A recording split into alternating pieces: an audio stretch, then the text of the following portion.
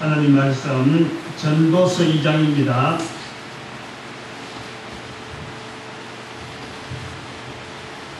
전도서 2장 26절 말씀입니다.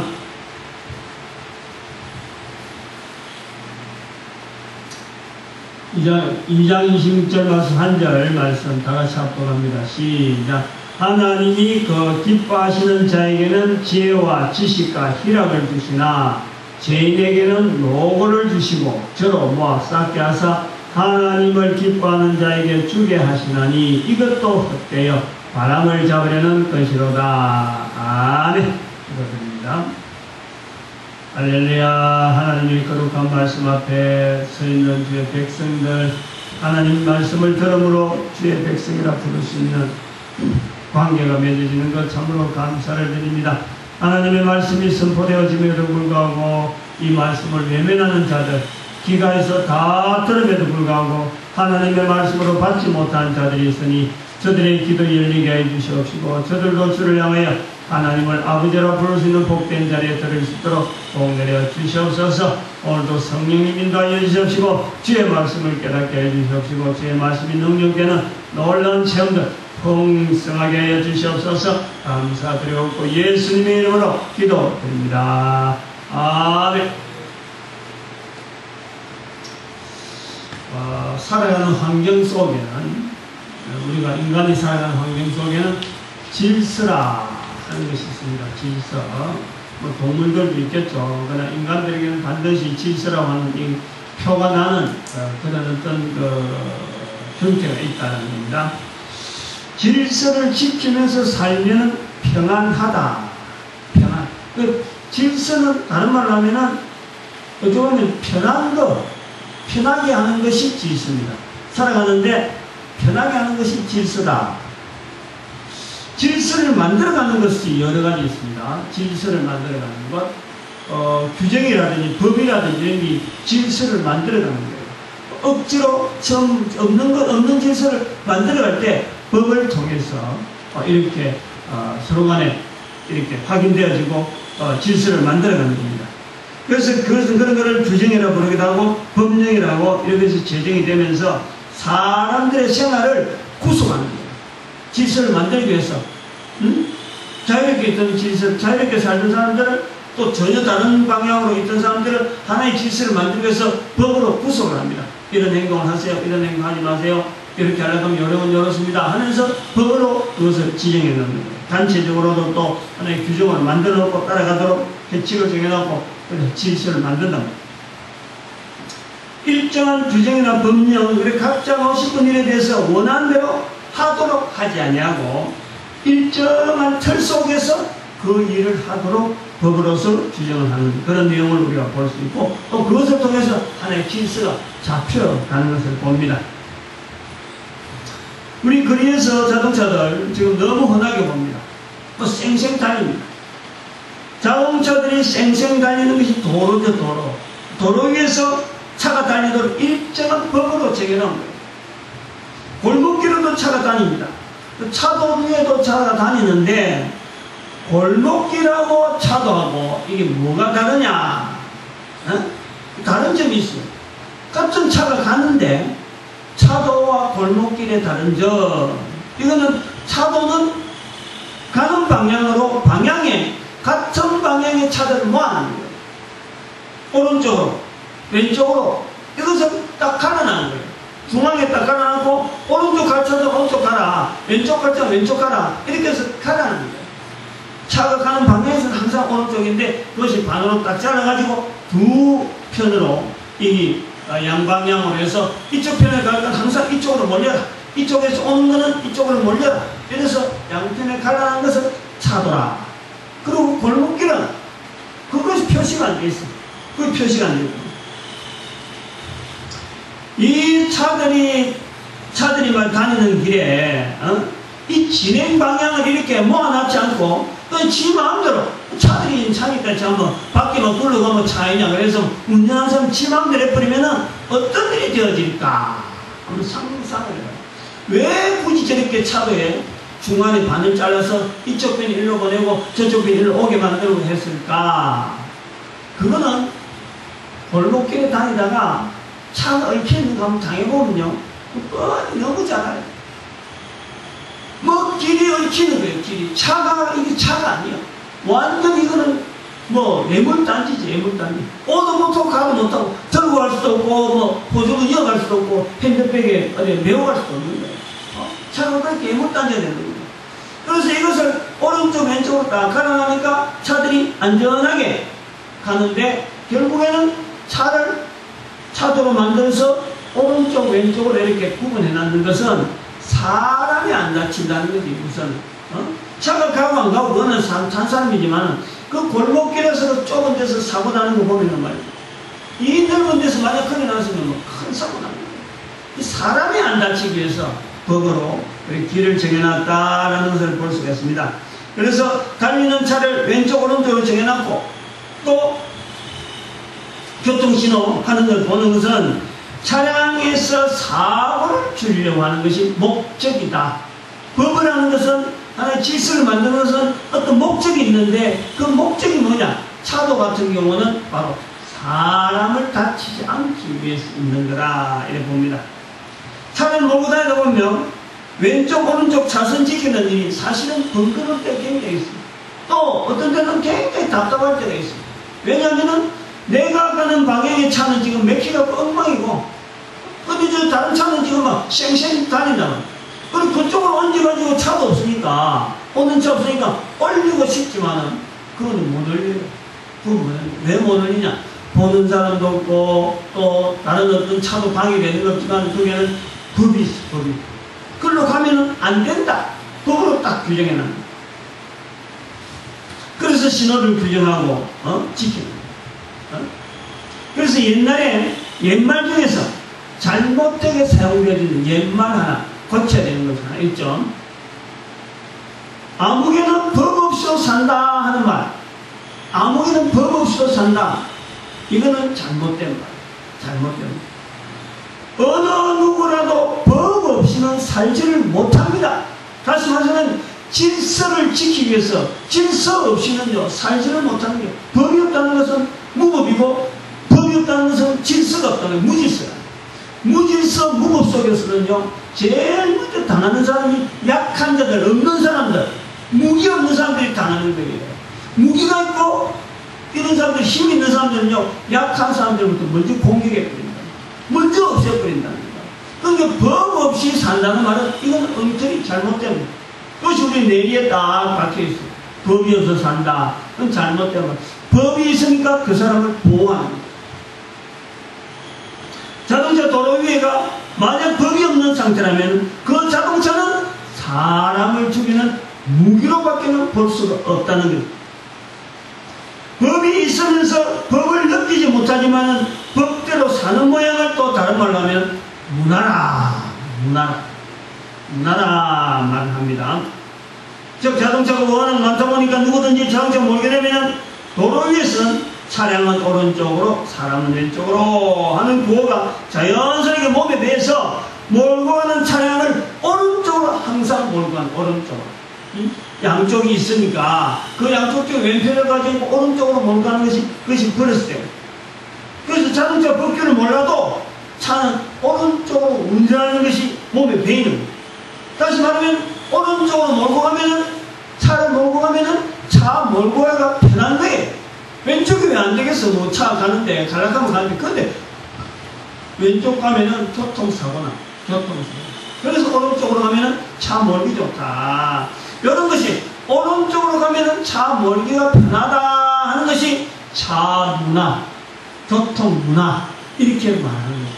문화라는 것이 자연히 생깁니다. 그다음 문화라는 것이 생길 때는 법이라는 것은, 또 법이라는 것을 생기기 위해서는 하나의 질서를 만들기 위해서, 이런 어떤 것 중에서 자연히 법을 몰라도 문화가 딱 배어가지고 그쪽에 종사를 하게 되고 나타나는 거죠.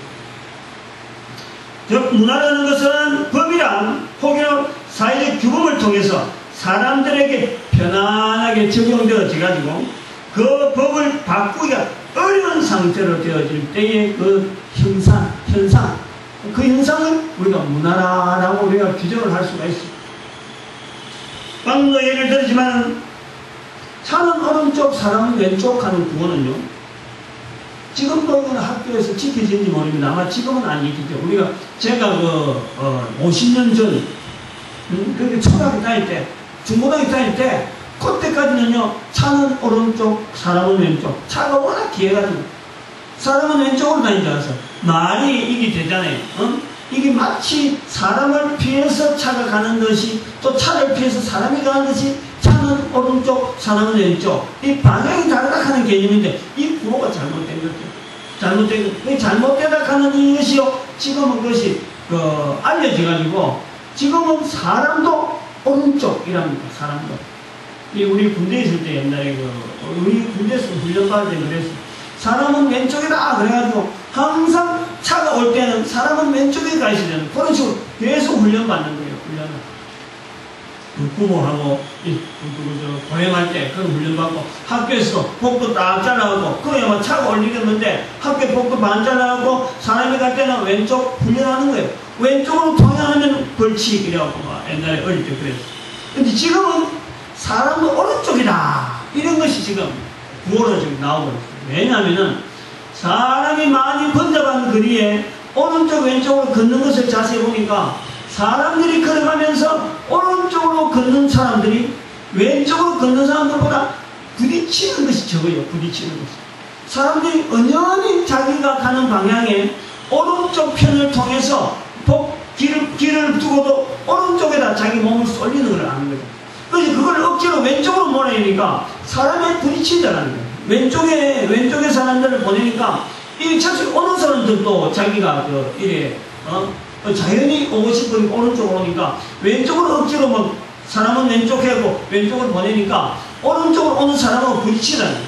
그 사람은 그 길을 걸어가면서 은연히 자기가 힘을 쓰는 쪽을 오른쪽으로 몸이 가가지고 그쪽으로 윈도우를 구경하든 해서 걸어가더라. 그래서 지금은 학교에서 어떻게 하는지 이제 초등학교 안 가봐서 모르지만은 복도에서 이제는 바깥이 해야 되는 거예요. 바깥이.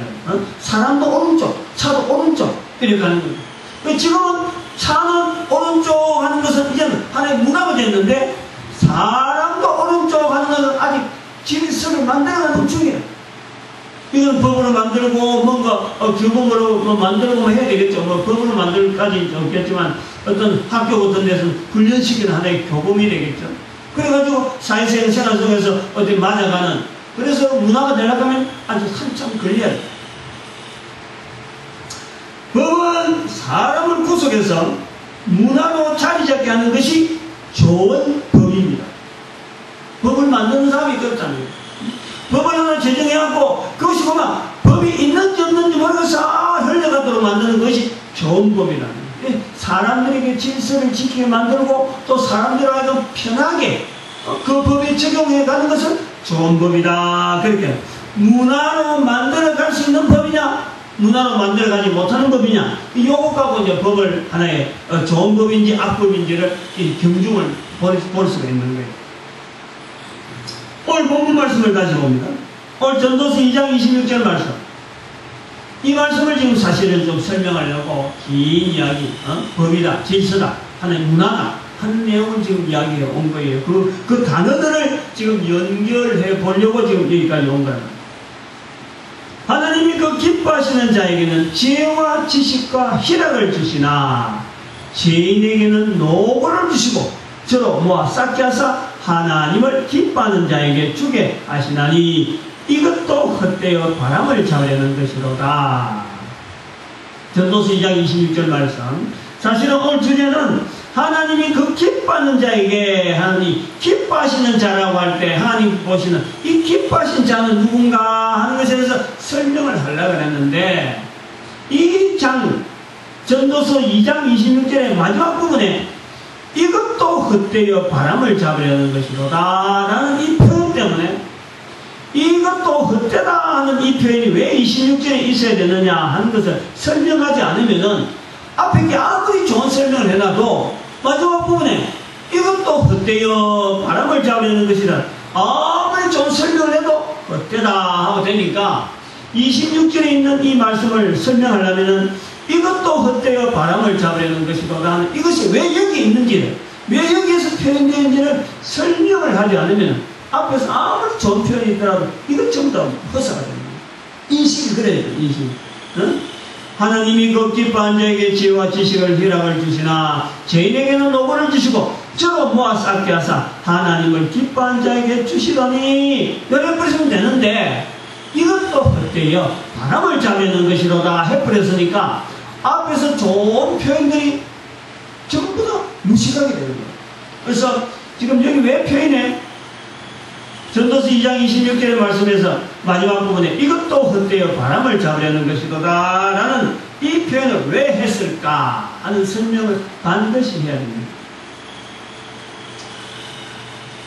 우리가 이것은 전도서 2장 우리가 전체를 지난주에도 했습니다. 지난주에도 2장 24절 심령으로 낙을 누리게 하는 것이 이것보다 나은 것 없다. 내가 먹고 절구하느니 누가 나보다 성하랴. 그래서 하나님 손에서 심령으로 낙을 누리게 하는 것보다 나은 것이 없느니 내가 이것도 본즉 하나님의 손에서 나는 것이다.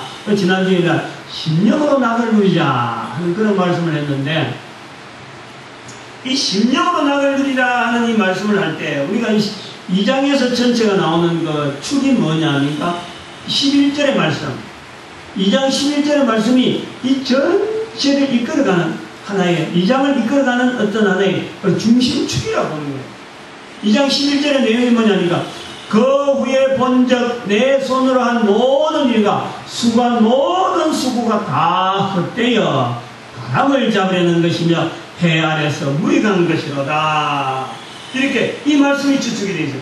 자기 손으로 내가 뭔가 의지를 가지고 내가 뭔가 해보려고 뭐 이런 지혜를 다 쓰고 저런 꿈을 가지고 다 해보려고 했는데 그것이 다 헛사다.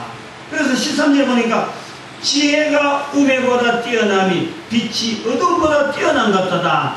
지혜와 우매에 대한 이 극단적인 어떤 예를 들어서 지혜가 뛰어나다. 우매가 그보다 약하다.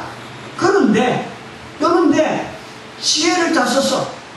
그래서 아무리 많이 돈을 모으고 아무리 많이 했는데도 불구하고 지혜가 선한 거고 뛰어난 것은 틀림없는데 지혜를 다 써서 남보다 다른 어떤 독특한 생활을 한다고 삶을 누리는데 그것이 지나고 보니까 전부 다 헛사더라 하는 내용을 쭉 그래 적어놓은 거예요. 응?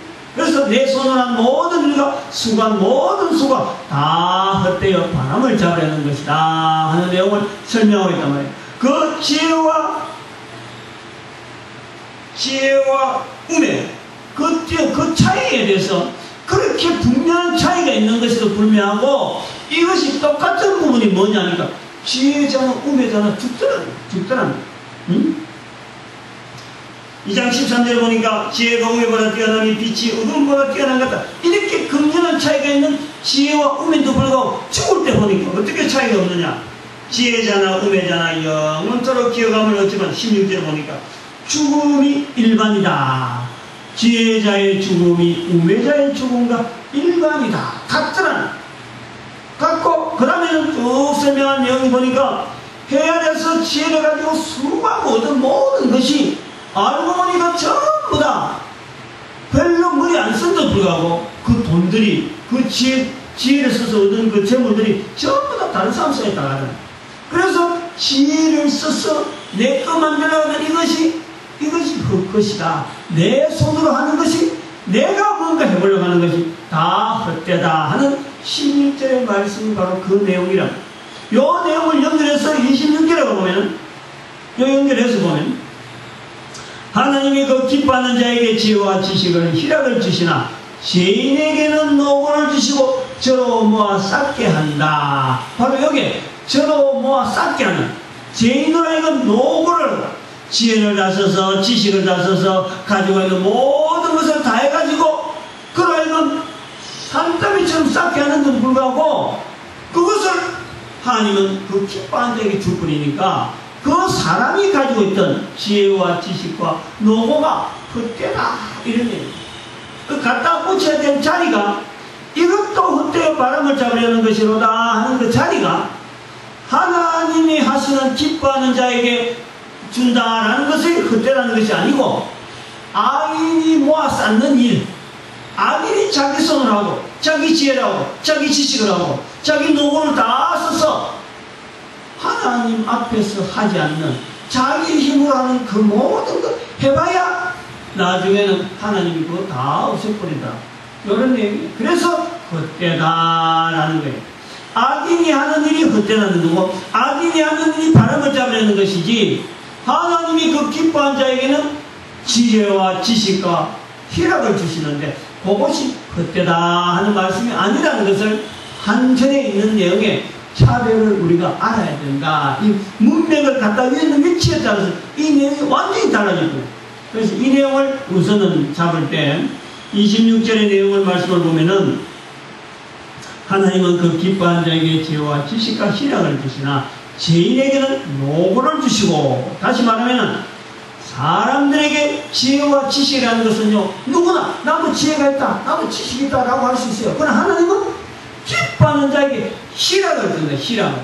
근데 하나님 앞에 기뻐하지 않는 악인은 그 하나님이 주시는 희락을 맛보지 못하고 자기 지혜 자기 지식을 했기 때문에 노고로 그리고 노고로 하고 막상 희락에 반대되는 노고를 통해서 하나님 앞에서 쌓지 않는 재물 하나님을 모르고 하나님의 기뻐하심이 되지 못한 자의 죄인의 길에서 노고로서 많이 쌓아둔 재물은 헛되어 바람을 잡아내는 것이다 라는 표현을 우리는 꼭 그것을 염두에 둬야 됩니다. 그래서 우리가 이 오늘 본문의 말씀에서 보는 것은 바로 기뻐하는 자에게 라고 하는 이 하나님은 그 기뻐하는 자에게 지혜와 지식을 희락을 주신다 하는 이 부분에 우리는 다시 한번 설명을 좀 하려고 합니다. 하나님의 기뻐하는 자가 있어요. 하나님의 기뻐하는 자. 하나님의 기뻐하는 자가 있는데 그에게는 지혜와 지식과 희락을 주신다. 저는 그래 봅니다. 저는 그래 봐요. 이 성경을 기록할 때에 지혜와 지식과 희락을 주신다라고 말씀을 했다 그래서 오늘 우리가 똑같이 우리가 생각하는 지혜, 우리가 생각하는 지식의 개념, 지혜라는 것은 삶의 환경에서 적용되어지는 지식으로 가지고 응용하는 것이 지혜고 지식은 또 여러 사람을 통해서 배우고 보고 듣고 하는 이런 숙련된 내용을 지식이라고 하고 희락은 뭐 엄청나게 좋은 거다 라고 국한시킬 필요는 없다고 봅니다. 다시 말하면 단어가 제한되어 있을 적에 하나님께서 그 기뻐한 자에게 뭔가 특별한 것을 지금 표현되어지는 내용을 우리가 준다고 할 적에 전도서 전체에서 봐도 또 잠언서에서 나옵니다만 지혜라고 하는 그 표현을 우리가 생각하는 그런 단순한 단어적인 지혜가 아니라는 것을 염두에 둬요. 저는 여기 봐요. 예를 들어서 하나님이 그 기뻐하는 자에게 지혜와 지식과 희락을 주신다라는 그 표현보다는 다르게 우리 수준에서 볼 때는 하나님은 그 기뻐하는 자에게 환경을 통해서 특별한 환경을 만나게 해주고 또 하나님께서 그에게 지식이라는 내용 대신에 믿음을 주고 또 하나님께서 그에게 희락을 주신다 하는 것 대신에 하늘에서 상급을 주신다 라고 해도 별로 다를 것이 없다. 지혜라는 개념과 지식이라는 개념 자체가 또 희락이라는 자체가 단어적인 것에 국한되지 아니하고 지혜라는 것을 하나의 인간이 누릴 수 있는 삶의 모든 영역을 그야말로 선하게 인도할 수 있는 그것을 선하게 바라보는 하나의 눈 그것을 전체를 보고 믿음이라 하는 지식 믿음이라는 것도 우리가 사람들이 보는 거 여러 가지 형태의 지식적인 부분에서 항상 하나님에 대한 관점을 속에서 그 속에서 내가 하나님께 나아가는 어떤 믿음의 요소를 봐요. 그 차단에는 그런 것도 우리의 지식으로 볼 수 있다. 그리고 희락은 뭐냐? 근본적으로 우리가 인간이 누리시는 근본적 희락은 하나님께 주시는 상급이 있어요. 그 상급이다. 그래서 이런 내면적인 부분을 지혜와 지식과 희락 단어적인 것에서 뭐 지혜는 어떻고 지식이 어떻고 희락이 없다 이 단어적으로 막 설명하는 보다도 수천 년 전에 기록된 하나님 말씀을 오늘 내 생활 속에서 이 말씀을 내가 어떻게 받아들일 수 있는가 하는 쪽으로 다시 역으로 다시 또 우리 쪽으로 내한테 맞춘 그런 해석을 우리는 지금 이 시대는 해야 되지 않느냐 그래 봅니다. 뭐 그래 해도 되고 저래도 되고 어떤 지식과 지혜를 하나님께 주시는데 희락을 주신다. 근데 죄인은 노고를 치네. 죄인은 그것을 갖고 억지로 하다 보니까 힘이 드는 거예요. 하나님은 그것을 지혜와 지식을 기뻐하는 자에게는 그야말로 희락과 더불어서 주신다. 그렇게 또 봐도 된다. 문제는 이제 우리는 기뻐하는 자라 하는 이 자리가 어떤 자리냐, 어떤 자리. 기뻐하는 자가 있다면 하나님은 그 기뻐하시는 자가 있다. 그런 자리가 있다면 우리는 찾아가야 합니다. 하나님께서 기뻐하신 자리가 있다면 그들 찾아가서 하나님 보시기에 기뻐하는 모습의 모양으로 우리가 나타내 보여야 돼요. 어차피 우리가 살아가는데, 어차피 우리 하나님 앞에서 하나님을 믿는다고 하고 나아가는 자고, 하나님을 믿는 자라고 말을 하든 안 하든 간에 모든 인간들은 하나님 앞에 지원받기 때문에 하나님 앞에 기뻐하심의 자리를 짜가야 됩니다. 그렇지 않으면 죄인의 자리예요. 죄인의 자리. 여기 지금 다른 것이 없어요. 하나님의 기뻐하시는 자, 지혜와 지식과 희락을 주시지만 죄인에게는 노고를 주거든요. 모아 쌓아두어야 아무것도 소용되지 않는 기뻐하는 자에게 주기 위한 하나님께서 죄인에게 모아두게 만들고 그 모아둔 걸 갖고 기뻐하는 자에게 준다는 거예요. 그러니까 그 사람에게는 헛되다 이런데, 그럼 우리는 기뻐하신 자가 아니면 죄인이 있는데 이왕이면 기뻐하신 자에 들어가자는 거지. 이왕이면은 둘밖에 없는데 뭐 둘 중에 내가 이게 속할까 저 속할까 아니야. 딱 두 가지밖에 없어요. 기뻐하시는 자 아니면 죄인이다. 어차피 가야 된다면 기뻐하신 자에 들어가면 좋겠다라는 거예요. 이 기뻐하신 자가 뭐냐, 그거를 보겠다라는 겁니다. 하나님께서는 우주 만물을 만드셨어요. 그건 기본적이고, 여기서 출발해 항상 사람을 이렇게 가릴 때는 또 사람을 볼 때라는 항상 내가 존재하는 근본적인 위치가 말입니다. 하나님께서 우주 만물을 만드는 중에서 지금 나를 이 땅에 만들어 놓으신 거예요. 하나님이 창조역사는 계속 되어지는데 그 창조역사 하나님이 우주 만물을 만드신 중에서 내 한 사람 또 지금 다른 동물을 통해서 그 동물의 후예들이 동물의 또 번식이 통해서 또 다른 성물들이 또 창조가 되어서 이 땅에 존재하는 거예요. 그것이 하나님께서 우주 만물을 만드셨다는 속에 들어가는 거예요. 하나님은 우주 만물이 유지되고 일정한 기간 동안 관리가 되도록 만드신 거예요. 계속되도록. 이것이 영원 갈 수는 없습니다. 만들어지기 때문에 영원히 갈 수는 없는 거예요.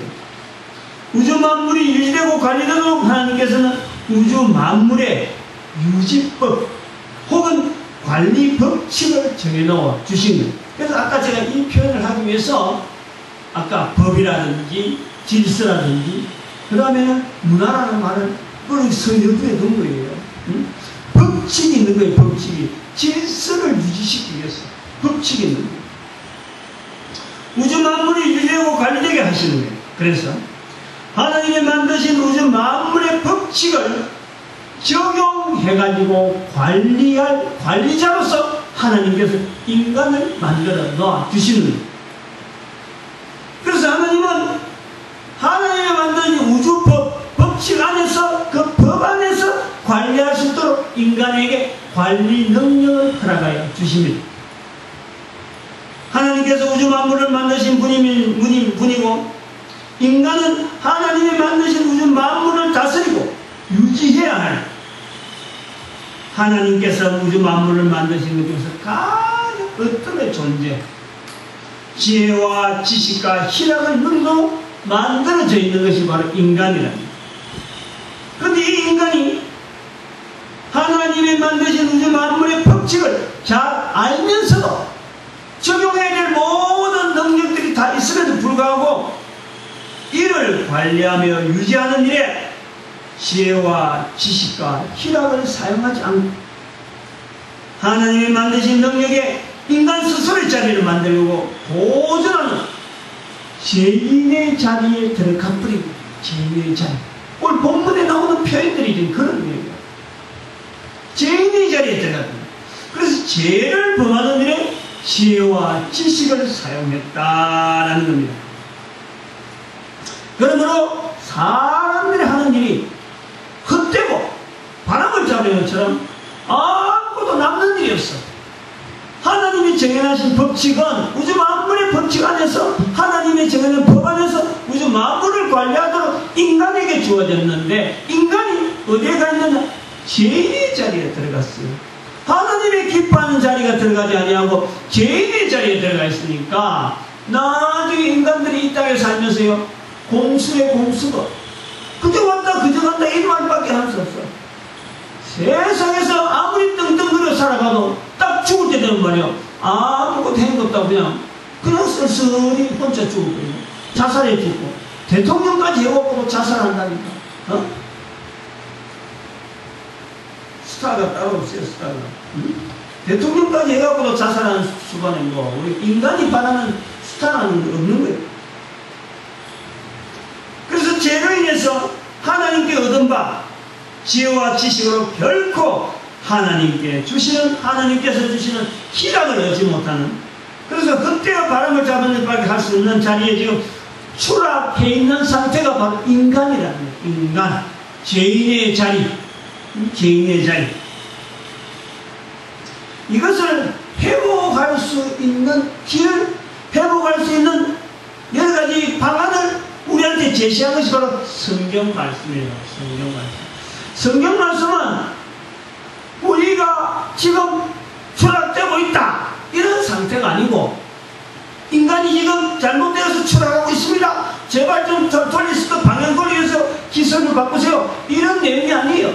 추락되어 있는 인간, 죄인의 자리에 있는 인간이 어떻게 하나님께서 원하시는 지혜와 지식이 넘치면서 희락을 누리는 자리에 하나님의 기뻐하신 자리에 들어가게 할 것인가?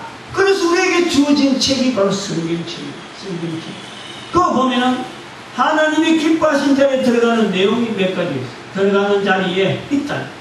그것이 뭐냐니까 첫 번째, 두 가지 단계로 볼 수 있어요. 첫 번째, 구약의 내용을 이야기한다면 구약은 그렇다.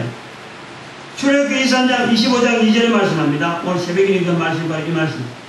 출애굽기 25장 2절의 말씀에 이게 대표된다 볼 수 있는데 이스라엘 자손에게 명하여 내게 예물을 가져오라. 예물을 가져오라. 하나님께서 이스라엘 백성에게 예물을 가져오라. 그렇게 요구를 합니다.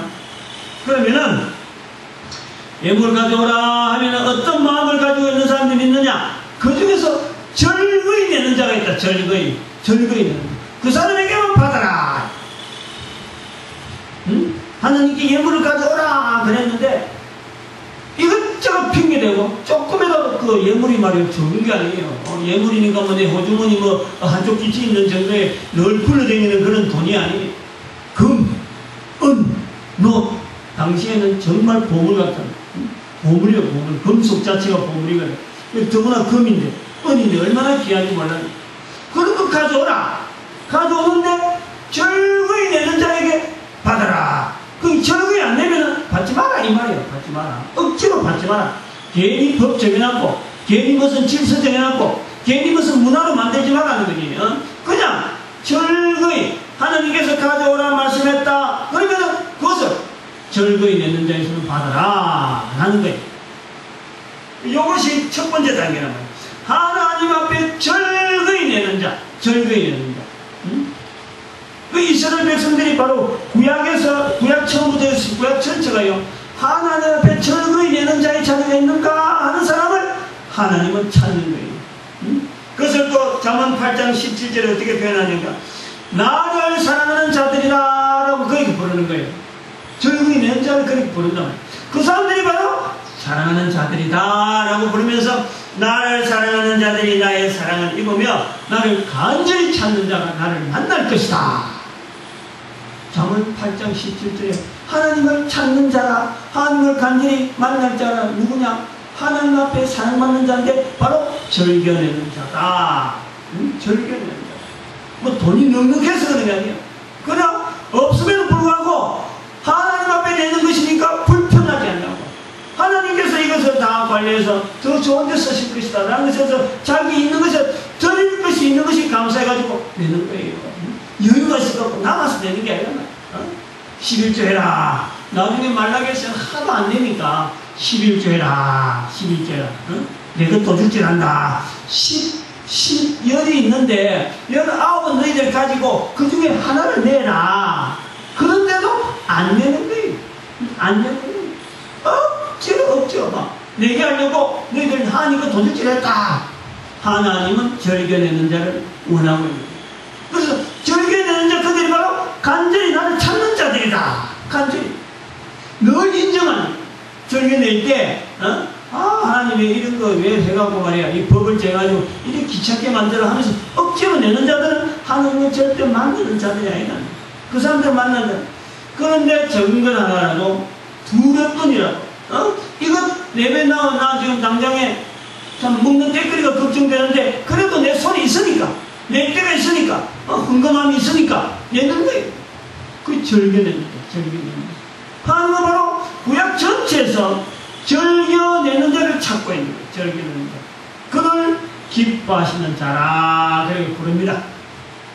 시편 127편에 이렇게 말씀합니다. 127편 2절에 여호와께서 집을 세우지 아니하면 세운 자의 수고가 헛되며 여호와께서 성을 지키지 않으면 파수꾼의 경성함이 헛되도다. 너희가 일찍 일어나며 늦게 누우며 수고의 떡을 먹음이 헛되도다. 수고의 떡을 먹음이 헛되도다. 오늘 본문 말씀이에요. 전도서. 헛되다는 바람을 잡아요. 하나님이 지켜주지 아니하니까 하나님이 함께하지 않으니까 그거 다 헛되다는 본문 말씀이 바로 시편 127편 2절의 말씀과 연결되어지는 거예요. 하나님은 그 기뻐하신 자에게 지혜와 지식과 희락을 주어서 그래서 127편의 마지막 부분에 가면 127편 2절의 마지막 부분에 하나님께서는 그 사랑한 자에게 잠을 주시는 거라. 잠을 주는 거야. 희락을 주는 거야. 편안함을 주는 거야. 이거 어떻게 지키지 하고 막 이렇게 쩔쩔매게 하지 않는다는 희락을 주는 거야. 편안하게 잠잘 수 있도록 하나님께서 희락을 하나님이 지켜주는 거야.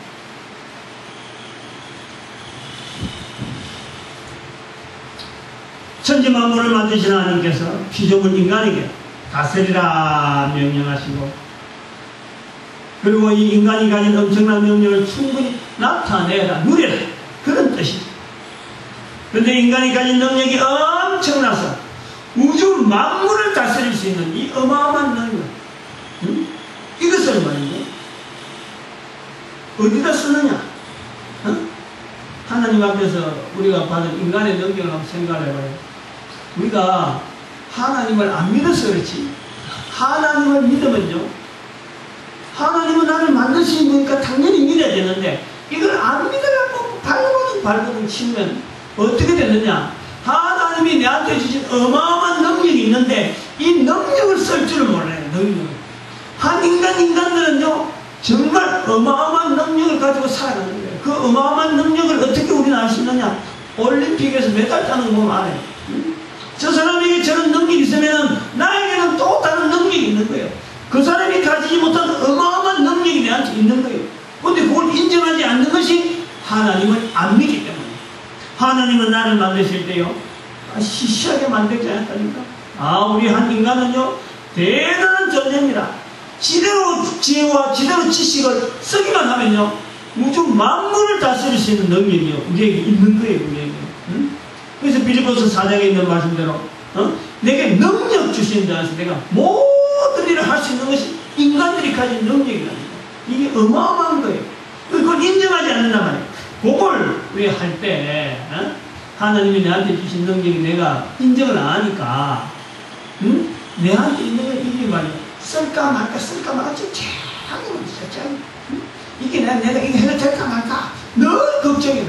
그래갖고 하나님을 안 믿으니까 어디 가느냐 시시한 귀신 저 쫄게 귀신들 중에서도 쫄게 되는 시시한 나무래기들 무당들 불안돼 가지고 야 이거 하면 될까 안 될까 그 사람들한테 물어본다는 게 사람이라는 게 이게 엄청나게 추락해. 엄청나게 추락해.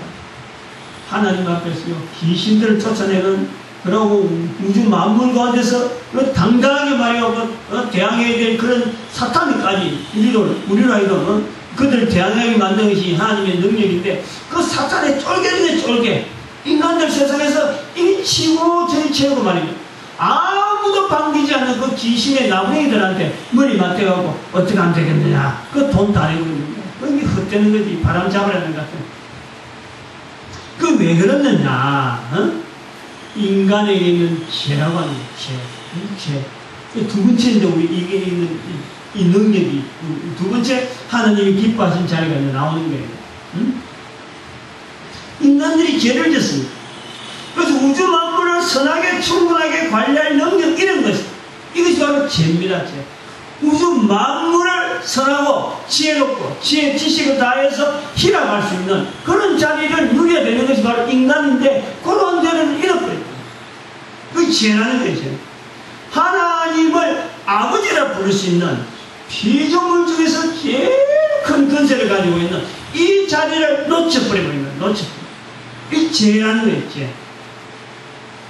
인간이 죄에서 용서받는다는 것은요, 인간 본인의 자리에 대한 회복으로서 어마어마한 사건입니다. 어마어마한.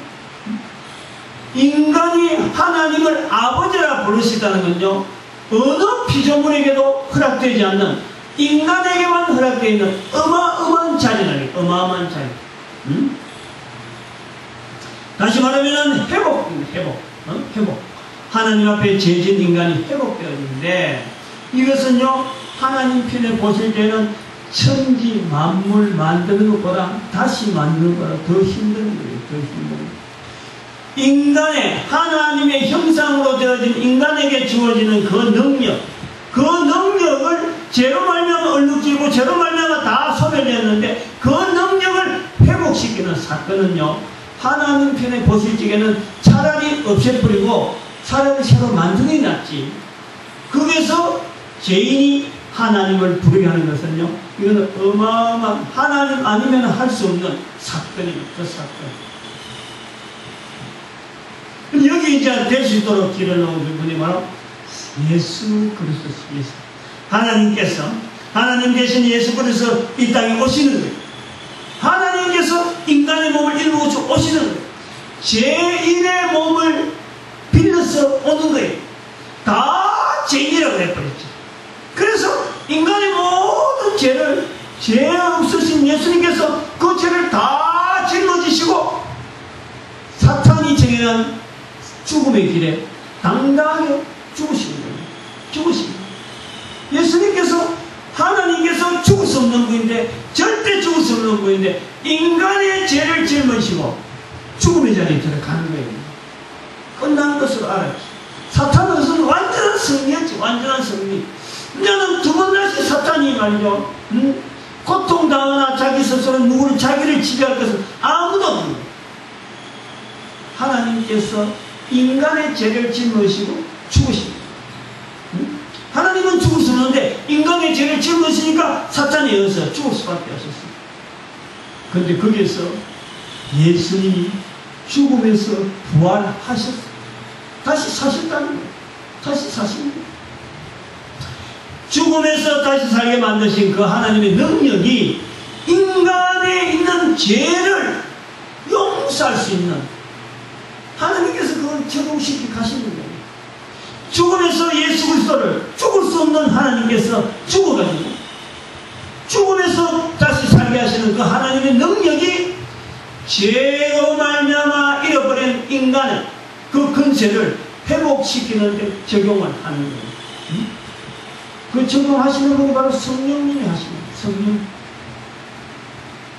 인간들에게 예수님께서 죽음에서 나오셔서 부활하셔가지고 바로 앞으로 인간들에게는 이 어떤 건세로, 악한 사탄이 어떤 건세로 물리칠 수 있는 축복을 하십니다. 축복. 그 축복이 뭐냐? 사도행전 1장 8절에 있는, 다시 말하면 하나님의 기뻐하신 자가 누리는 그 축복이 뭐냐? 이거는 축복이에요. 축복. 하나님의 기뻐하신 자의 자리에 들어가는 두 번째 자리는 바로 축복하는 자리, 축복하는 자리. 정인이 되는 거예요. 정인. 예수 그리스도 이름을 알리는 거예요. 예수 그리스도 이름. 이걸 우리가 잘 모른단 말이에요. 이걸 교회 다니는 사람들이 이게 와 몸에 딱 배어있는데 이것이 무장이 돼야 되는데 이게 무장이 안 돼 있어요. 이게 무장이 안 돼 있어요. 교회 다니도 그냥 내가 교회 다니는 게 뭐예요? 전혀 내 삶하고 관계가 그렇게 없어요. 교회 와서 예배만 잠깐 앉았다가니 밖에 나가면 전혀 내가 예수 그리스도 관계가 없는 거예요. 내가 죄에서 용서받은 이 건세에 대한 관계가 없는 거예요. 내게 다가오는 이 적군에 대한 말이 인식이 없는 거예요. 악한 사탄은 거저 나를 넘어뜨리려 하는데 그거에 대한 인식이 없어. 대응이 안 돼 있어. 경계를 안 해. 입에서 나오는 말 아무 말 해. 생각은 아무 생각이 안 해. 입에서 축복을 하지 않아요. 축복을. 입에서 축복을 해. 입에서 축복. 무슨 축복이냐? 예수 그리스도 내 증인이 되라. 예수님께서 말씀하시는군요. 증인이 되라는 것은 축복이라는 거고, 내게 지혜와 지식과 희락을 누리도록 내게 건세를 주는 거예요. 건세. 근데 그것이 마치 진처럼 억지로 뭔가 법을 정해가지고 나라니까 억지로 지금 막 이렇게 만드는, 그렇게 우리가 인식을 하고 있어요. 전도하라 그러면 막 오만 상이 다 찡그러지고 막 걱정이 막 태산이고 이거 어떻게 해야 되나 절절매는 거예요. 전도하는 것은요 건세입니다. 건세. 예수님을 알리는 것은요 바로 축복을 선포하는 거고, 바로 인간에게 있던 그 무한한 능력을 다시 회복시키는, 내게 능력 주신 자 안에서 내가 모든 일을 할 수 있게 만드는 어마어마한 건세를 우리가 축복하는 거예요. 그건 나누자는 거예요. 그건 누리라고 우리가 이야기하는 거예요. 그거 못한다고 한다는 것은 말이 되겠습니까? 전도 못한다고 해서 말이 되겠어? 전도 안 한다고 하면 말이 되겠어요? 전도는 다른 사람이 해도 나는 찬송만 부른다. 전도는 다른 사람이 난 기도한다. 전도는 다른 사람이 난 돈만 벌어가고 그 사람들 다 이제 전도비 내겠다. 요런 따위 말로 가지고 이거 핑계대고 엉뚱한 일 하는 거. 응? 철저하게 삶 자체를요, 하나님이 기뻐하는 자리에, 응? 하나님 앞에 절대없대요. 응? 그런 자리에 우리가 들어가 있는 거예요. 바로 우리가 두 번째 나오는 자리는 바로 이 정인되는 자리, 정인되는 자리. 응? 내 정인이라 만민에게 이 소식을 알리라. 인간 회복의 소식입니다. 이거는요, 네 교회, 내 교회가 아니에요. 네 파, 내 파가 아니라니까. 네 나라, 내 나라가 아니에요. 네 민족, 내 민족이 아니라니까. 응? 네 종교가 어떠고 내 종교가 어떠고 이 따위 소리로 가르는 것은 절대 아니에요. 모든 민족, 모든 인간, 적어도 하나님의 형상대로 지원받은 귀로 듣는 모든 인간, 응? 말로 인간이 말을 하면 들을 수 있는 그 모든 인간, 그들은 전부 다 해당입니다. 전부 다 죄로 말려가지고 다 지금 힘을 잃고 있어요. 요거 회복하라. 이들이 바로 누릴 수 있는 자리가 하나님이 그 기뻐하신 자에게 지혜를, 환경을 통해서 이것이 하나님 앞에 내게 주는 이 어마어마한 환경이다. 이건 내가 앞으로 축복받는 환경이다 라는 고백을 하도록 주어지는 모든 자기 삶의 여러가지 경험들이 다 예수 그리스도 앞에 쓰임받을 수 있는 것에 대한 놀라운 감사가 오는 지식. 그들의 걷는 걸음을 하나님은 상급으로 주시는 희락, 영원한 희락을 누릴 수 있는 길이 주어지는 거예요. 바로 이 자리를 우리는 죄인의 자리에 계속 머물지 아니하고 하나님의 기뻐하는 자리에 들어가는 복된 발걸음 되시기를 바랍니다.